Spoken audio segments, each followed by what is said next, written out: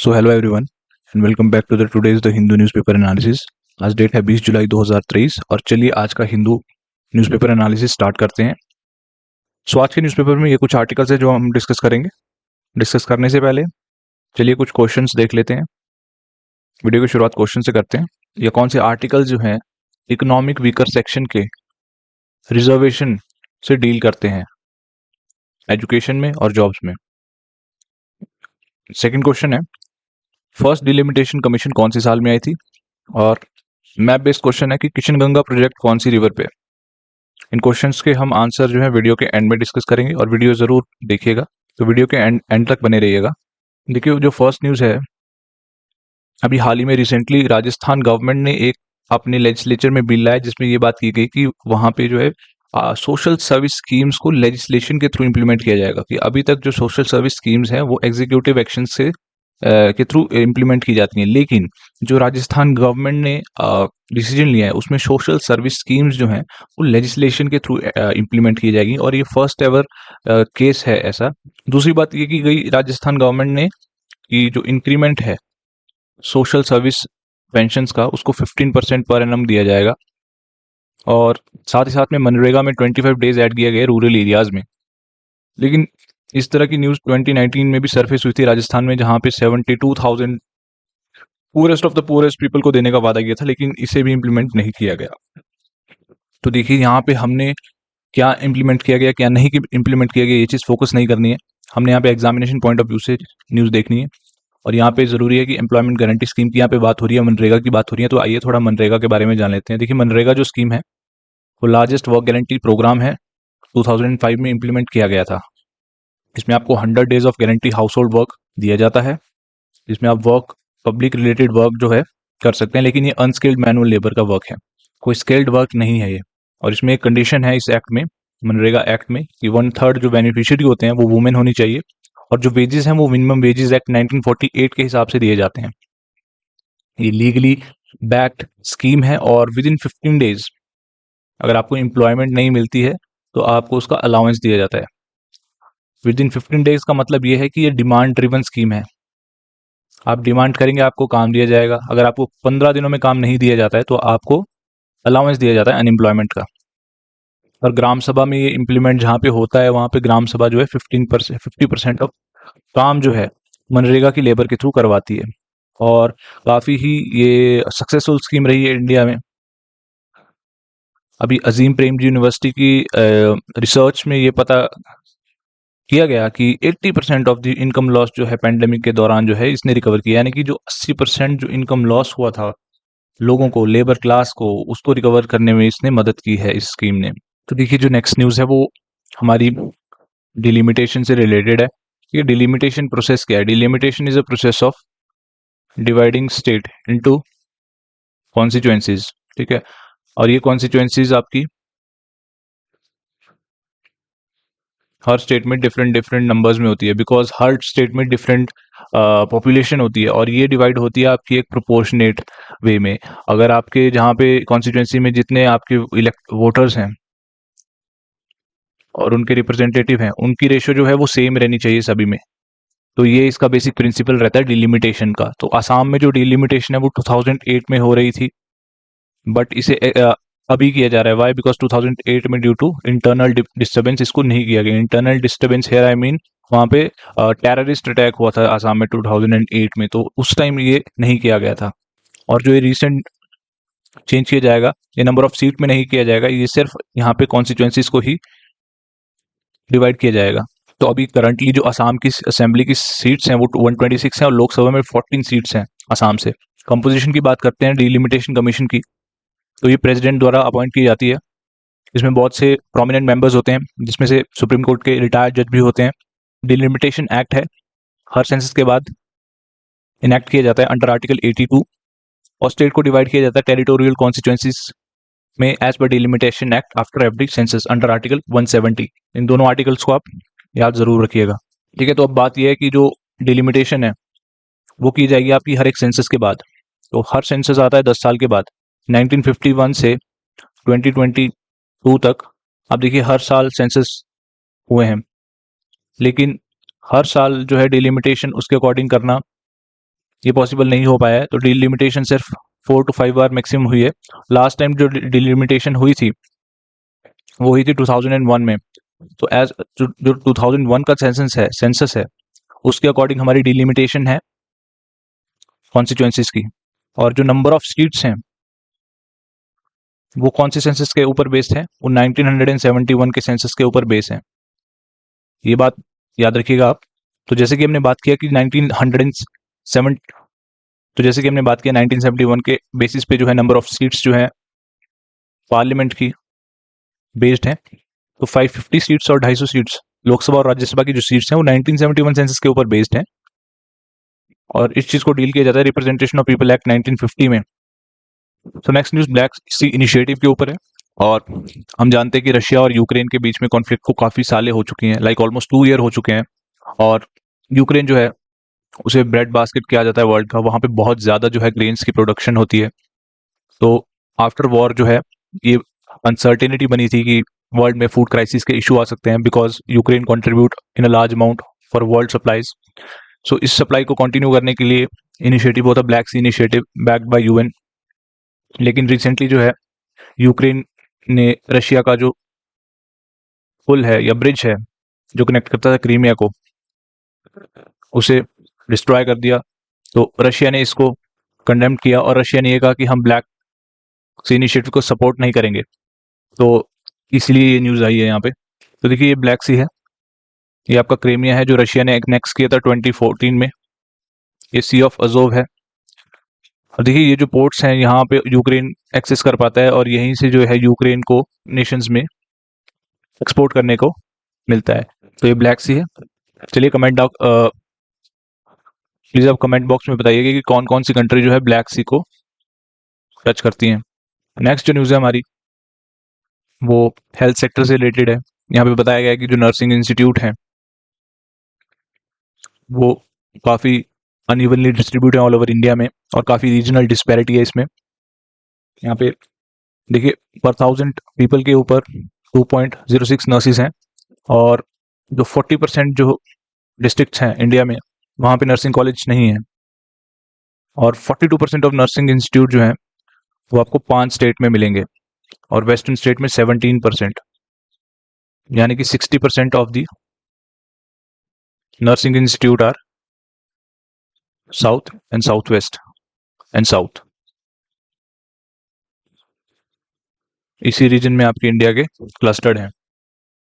और only 2% of nursing institute है north east में। तो यहाँ पे बात की गई है कि जो नर्सिंग इंस्टीट्यूट है उसमें रीजनल पैरिटी लानी चाहिए। और गवर्नमेंट ने ये प्लान किया कि कुछ अमाउंट ऑफ एक्सपेंडिचर गवर्नमेंट आने वाले सालों में स्पेंड करेगी ताकि जो है नर्सिंग इंस्टीट्यूट जो है साइड बाय साइड उन कॉलेजेस के बने जहाँ पे आपको एमबीबीएस के कोर्सेज करवाए जाते हैं। तो नेक्स्ट न्यूज़ है हैनले पासपोर्ट इंडेक्स की। देखिए ये रैंकिंग है जो हैनले इंस्टीट्यूट देता है। इसके अकॉर्डिंग जो है इस कंट्री की रैंक जितनी अच्छी होती है उस कंट्री का पासपोर्ट जो है बिना किसी वीज़ा से और वीज़ा और अराइवल से दूसरी कंट्रीज में ट्रैवल कर सकता है। तो इंडिया की जो रैंक है वो 80th रैंक है और 7 रैंक इंडिया ने इम्प्रूव की है। हालांकि यहाँ पे नोट करने वाली बात है कि जो वीज़ा फ्री एक्सेस इंडिया का पासपोर्ट ट्रैवल कर सकता है वो कंट्री सेम ही रही है लास्ट ईयर से। और काफ़ी सालों से जापान जो है इस पासपोर्ट इंडेक्स को टॉप कर रहा था, लेकिन जापान की रैंक यहाँ पे नीचे गिरी है और टॉप पे अब सिंगापुर आ चुका है। लाइक सिंगापुर वर्ल्ड का सबसे पावरफुल अब पासपोर्ट बन चुका है। नेक्स्ट न्यूज़ हमारी इंटरनेशनल रिलेशन से रिलेटेड है। यहाँ पे देखिए ये पुतिन है और ये साउथ अफ्रीका के आई थिंक प्राइम मिनिस्टर हैं। तो यहाँ पे पुतिन ने इनकार किया है ब्रिक्स समिट को अटेंड करने की। देखिए जो साउथ अफ्रीका है वो इंटरनेशनल क्रिमिनल कोर्ट का मेंबर है और इंटरनेशनल क्रिमिनल कोर्ट जो है वो प्रोसिक्यूट करता है इंडिविजुअल्स को on crime such as genocide, war crimes. तो इसी से रिलेटेड जो है पुतिन को भी वारंट इशू हुआ है इंटरनेशनल क्रिमिनल कोर्ट से। तो यहाँ पे पुतिन ने साउथ अफ्रीका में ब्रिक्स समिट को अटेंड करने से मना किया है। और ब्रिक जो है साथ ही साथ में हमें पता है कि एक इंटर गवर्नमेंटल ऑर्गेनाइजेशन है, ग्रुप है, जहाँ पे क्या है डेवलपिंग इकोनॉमिक्स के कंसर्न्स को डिस्कस किया जाता है। मोस्ट प्रॉब्ली ब्रिक्स में यूक्रेन का भी इशू डिस्कस किया जाएगा और इस बात से रशिया नाखुश होगा कि यूक्रेन का इशू जो है ब्रिक्स में या इंटरनेशनल फॉर्म में डिस्कस किया जाए। कि रशिया इससे पसंद नहीं करता है। तो देखिए Rome statute is related to international court, criminal court, ठीक है। यहाँ पे जो है इंडिविजुअल के अगेंस्ट जो है हियरिंग की जाती है। बहुत से क्राइम्स होते हैं जैसे heinous offences, genocide, crime against humanity, war crimes, act of aggressions, इनके अगेंस्ट जो है इंडिविजुअल को प्रोसिक्यूट किया जाता है और ये परमानेंट है। एक हमारा इंटरनेशनल कोर्ट ऑफ जस्टिस भी है, ठीक है, इंटरनेशनल क्रिमिनल कोर्ट भी है। जो आईसीजी और आईसीसी है, इनमें ये डिफरेंस है कि जो इंटरनेशनल कोर्ट ऑफ जस्टिस है ये दो कंट्रीज के बीच के डिस्प्यूट को सेटल करता है, लेकिन आईसीसी जो है वो इंडिविजुअल के अगेंस्ट भी प्रोसिक्यूशन करने में कैपेबल है। ब्रिक्स की बात करते हैं तो ब्रिक्स जो है पहले ब्रिक था, बेसिकली ये 4 नेशन का ग्रुप था जो कि इमर्जिंग इकोनॉमी थी उस वक्त 2001 में। तो ये ब्रिटिश इकोनॉमिस्ट थे जिम ओनाइल, इन्होंने क्वाइन किया था ये ब्रिक। इसमें 4 कंट्रीज थी, Brazil, Russia, India and China. और साउथ अफ्रीका जो है 2010 में इसने ज्वाइन किया था इस ग्रुप को, और ये फॉर्मलाइज हुआ था 2006 में, ठीक है। तो हर साल इसकी जो है रोटेशन में मीटिंग्स होती हैं ब्रिक्स की। तो चलिए एडिटोरियल डिस्कस करते हैं अब। तो हाल ही में standing committee of economic statistics को रिप्लेस किया था स्टैंडिंग कमेटी ऑफ स्टैटिस्टिक्स ने। देखिए जो standing committee of economic statistics है ये 2019 में फॉर्म हुई थी। इसी के साथ साथ जो है एनएसओ, सीएसओ और एनएसएसओ को नेशनल स्टैटिस्टिक्स कमीशन में मर्ज कर दिया गया था, ठीक है। अब यही एक ओवरआर्चिंग बॉडी बना दी गई थी एनएससी, ठीक है। अब ये जो सारी ऑर्गेनाइजेशंस है ministry of programme and statistics and programme implementation के अंडर आती है। Ministry of statistics and programme implementation का मेन काम है surveys, household surveys conduct करना और इनको रिपोर्ट्स करना, ठीक है। ये सर्वेस बहुत इंपॉर्टेंट होते हैं Indian economic socio economic policies के लिए। तो ये टाइम टू टाइम जो है कंडक्ट किए जाते हैं, पब्लिश किए जाते हैं, ताकि पॉलिसीज मेकर्स जो हैं इन सर्वेस के रिपोर्ट्स को एनालाइज करके इसे एविडेंस बेस्ड पॉलिसी बना सकें। उन्हीं में से एक सर्वे होता है हाउस होल्ड सर्वे का। हाउस होल्ड सर्वे देखिए ये आपका कंजप्शन एक्सपेंडिचर बताता है किसी भी हाउस होल्ड का। तो इस हाउस होल्ड सर्वे में बहुत से इंडिकेटर्स होते हैं, लाइक डे टू डे आप क्या स्पेंड कर रहे हो, किन आइटम्स पे स्पेंड कर रहे हो। लेकिन इसमें कुछ आइटम्स एक्सक्लूड भी होते हैं, जैसे सेकंड हैंड परचेज आपका इसमें इंक्लूड नहीं होगा, ठीक है। तो इस बेसिस पे ये हाउस होल्ड सर्वे किया जाता है, और ये हाउस होल्ड सर्वे काफी इंपॉर्टेंट होता है बिकॉज इस हाउस होल्ड सर्वे का डाटा हमारे पॉवर्टी को, इक्वालिटी को, ठीक है, इन चीज़ों को फाइंड आउट करने में बहुत इंपॉर्टेंट होता है ये। और साथ ही साथ में ये हाउस होल्ड सर्वे जो है हमारा जीडीपी को कैलकुलेट करने पे, नेशनल इनकम को कैलकुलेट करने में बहुत इंपॉर्टेंट रोल प्ले करता है। अब इस हाउस होल्ड सर्वे में अगर प्रॉब्लम होगी तो हमारे को जीडीपी के जो कैलकुलेशंस होगी, नेशनल इनकम की और डाटा ऑन पॉवर्टी, इनइक्वालिटी, इन चीज़ों को कैलकुलेट करने में भी हमें काफ़ी प्रॉब्लम होगी। तो यही गवर्नमेंट ने फ्लैग किया था कि जो सर्वेज हैं इसमें काफ़ी फ्लॉज हैं, डाटा फ्लॉज हैं, काफ़ी प्लग लूप होल्स हैं, ठीक है। तो इसीलिए जो है गवर्नमेंट ने जो है बनाई थी स्टैंडिंग कमेटी ऑन स्टैटिस्टिक्स। तो इस कमेटी का अब जो काम है वो काम है कि एनएसएसओ को हाउस होल्ड सर्वेज पे एडवाइस करना। तो ये आर्टिकल उसी चीज़ के बारे में कह रहा है कि जो स्टैंडिंग कमेटी ऑन स्टैटिस्टिक्स है, ये बॉडी जो है अब पहले की बॉडी से जो है इन स्ट्रेंथ जो है 14 मेंबर की है, और इसका जो स्कोप है वो ज़्यादा इनलार्ज कर दिया है। तो यहाँ पे एक्सपेक्ट किया जा रहा है कि इसके आने से जो है वो काफ़ी चेंजेस हो पाएंगे हमारी सर्विस के क्वालिटी में। नेक्स्ट जो आर्टिकल है वो बात कर रहा है पर्सन विद डिसेबिलिटी की। देखिए पर्सन विद डिसेबिलिटी एक्ट है एक 1995। इसमें कुछ सर्टेन डिसेबिलिटीज़ हैं जो कि नोटिफाइड हैं, और जो नोटिफाइड डिसेबिलिटीज़ हैं अगर आप उन डिसेबिलिटीज़ के अंदर आते हैं तो आपको उसमें प्रोविज़न किए गए हैं, ठीक है। जैसे पर्सन विद डिसेबिलिटी एक्ट जो है ये राइट था, इसने जो है एम्प्लॉयमेंट में जो है पर्सन विद डिसेबिलिटीज़ को राइट दिए, ठीक है। इनको राइट टू एम्प्लॉयमेंट दिया, ठीक है। इनको जॉब में, गवर्नमेंट जॉब्स में इक्वल बेसिस में अपॉर्चुनिटी प्रोवाइड की, ठीक है। इसी एक्ट ने जो है रिजर्वेशन 3% रिजर्वेशन जो है प्रोवाइड की डिसेबल्ड पर्सन्स को गवर्नमेंट जॉब में। इससे पहले जो है ग्रुप सी और ग्रुप डी में रिजर्वेशन के प्रोविजंस थे और रिजर्वेशन इन प्रमोशन में के लिए प्रोविजन थे पीडब्ल्यूडी के लिए, लेकिन ग्रुप ए और ग्रुप डी में रिजर्वेशन के प्रोविजन नहीं थे। इसके बाद जो है देखिए 1992 में इंदिरा स्वामी केस हुआ जिसमें सुप्रीम कोर्ट ने रिजर्वेशंस के ऊपर जजमेंट दी। इसमें बहुत सी जजमेंट्स थी जिसमें से एक जजमेंट थी कि एससी एसटी का जो प्रमोशन में रिजर्वेशन है उसको वापस लिया, लेकिन गवर्नमेंट ने जो है नोटिफिकेशन के थ्रू और लेजिस्लेशन के थ्रू जो है दोबारा से एससी एसटी की रिजर्वेशंस को इम्प्लीमेंट किया आर्टिकल 16(4) आर्टिकल 16(4) में, ठीक है, रिजर्वेशन इन प्रमोशन को इम्प्लीमेंट किया। ठीक है, उसी दौरान जो है नोटिफिकेशन जो पर्सनल ट्रेनिंग की आती है कि ये जो है पर्सन विद डिसेबिलिटीज को भी एक्सटेंड होगी, लेकिन कुछ ही टाइम बाद दोबारा से नोटिफिकेशन आई और पीडब्ल्यूडी की जो रिजर्वेशंस थी ग्रेड ए और बी की जॉब्स में उसको विड्रू कर लिया गया। तो अभी दोबारा से केस 2008 में हुआ Rajiv Gupta versus Union of India, उसमें जो है रिजर्वेशन सुप्रीम कोर्ट ने ग्रांट की, जिसका 2016 में जजमेंट आया था ग्रुप ए और ग्रुप डी के लिए। तो सुप्रीम कोर्ट ने यह कहा कि आर्टिकल 16 के अंडर जो है इट इज़ पॉसिबल दैट आप पर्सन विद डिसेबिलिटीज को रिजर्वेशन प्रोवाइड करें गवर्नमेंट जॉब्स में और रिजर्वेशन प्रोवाइड करें उनकी प्रमोशन में, लेकिन अभी तक इसमें केस पेंडिंग है। तो इसी के ऊपर आर्टिकल ये कह रहा है कि पीडब्ल्यूडी को पर्सन विद डिसेबिलिटीज को अगर हम रिजर्वेशन देते हैं तो society and our nation will be more equal and justified. देखिए अगली न्यूज जो है इंडस वाटर ट्रीटी से रिलेटेड है। देखिए इंडस वाटर ट्रीटी जो है वो 1960 में इंडिया और पाकिस्तान के बीच में साइन हुई थी। इसे वर्ल्ड बैंक ने जो है, ठीक है, ब्रोकरेज यहाँ पे वर्ल्ड बैंक ने किया था। ठीक है, इंडस वाटर ट्रीटी काफी इंपॉर्टेंट ट्रीटी है with respect to sharing of water between India and Pakistan. तो इस ट्रीटी में ये डिसीजन लिया गया कि जो ईस्टर्न रिवर है, ईस्टर्न 3 रिवर है, इंडस, झेलम एंड चिनाब, उसका वाटर जो है पाकिस्तान यूज करेगी।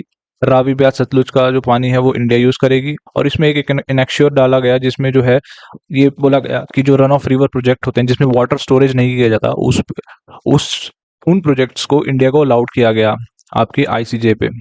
और इंडिया ने बना दिए 2 प्रोजेक्ट इस चीज को देखते हुए, एक बना दिया किशन गंगा प्रोजेक्ट और एक बना दिया आपका रटले। तो इन 2 प्रोजेक्ट से रिलेटेड जो है इशू चलते रहे इंडिया और पाकिस्तान के बीच में। तो रिसेंटली जो है पाकिस्तान जो है इंटरनेशनल कोर्ट ऑफ आर्बिट्रेशन में चला गया। तो इंटरनेशनल कोर्ट ऑफ आर्बिट्रेशन ने जो है डिसीजन दिया इंडिया के अगेंस्ट। तो इंडिया इसको क्रिटिसाइज कर रहा है। देखिए क्रिटिसाइज इसलिए कर रहे हैं क्योंकि इसमें एक प्रोसेस होता है आपका डिस्प्यूट रेजोल्यूशन मैकेनिज्म का। इंडस वाटर ट्रीटी का डिस्प्यूट रेजोल्यूशन मैकेनिज्म जो है उसमें आर्टिकल 9 में ये कहा गया है कि जो अगर कोई क्वेश्चन ऐसा अराइज होता है डिस्ट्रीब्यूशन से रिलेटेड तो वो परमानेंट कमीशन के थ्रू रिजॉल्व होगा जो कि इंटर गवर्नमेंटल लेवल पे बनेगी। अगर वहां पे इंटर गवर्नमेंटल लेवल पे नहीं वो चीज सॉल्व होती है तो वर्ल्ड बैंक अपॉइंट करेगा न्यूट्रल एक्सपर्ट ग्रुप। न्यूट्रल जो है एक्सपर्ट ग्रुप जो है इस बारे में रिपोर्ट्स तैयार करेगा और डिसीजन देगा। अगर यहाँ से भी कोई केस अगर डिस्प्यूट का जो है नहीं हो पाता है तो ये जाएगा फिर कोर्ट ऑफ आर्बिट्रेशन में, इंटरनेशनल कोर्ट ऑफ आर्बिट्रेशन। तो ये है डिस्प्यूट रेजोल्यूशन मैकेनिज्म आपका इंडस वाटर ट्रीटी का।